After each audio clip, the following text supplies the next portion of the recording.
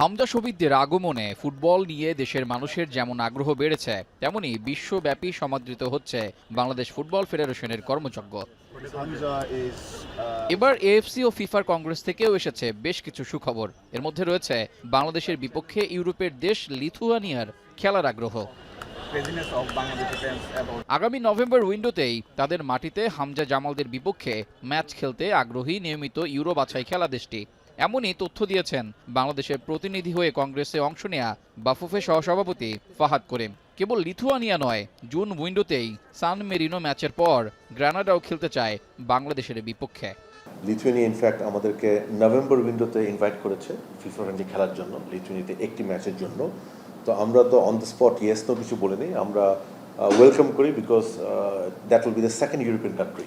এবং সাধারণত আমরা ইউরোপিয়ান দেশগুলিকে চেস করে ওদের সময় পাই না। সেখানে লিথুয়ানিয়া যে আমাদেরকে আমন্ত্রণ জানিয়েছে, এটা this was a fantastic thing. কংগ্রেসে ইতিবাচক আলোচনা হয়েছে সাব চ্যাম্পিয়নশিপ নিয়েও। সবকিছু ঠিক থাকলে সেপ্টেম্বরেই দক্ষিণ এশিয়ার শ্রেষ্ঠত্বের আসরটি বসবে বাংলাদেশের মাটিতে। সাব জেনারেল সেক্রেটারির উপস্থিতিতে আমাদের সভাপতি মহোদয় সাফ মেন্স কম্পিটিশনের প্ল্যানটা জানতে চান। তো তিনি আশ্বস্ত করেন সকল সদস্যকে যে সেপ্টেম্বরের শেষই হবে এবং বাংলাদেশে হবে ইনশাল্লাহ।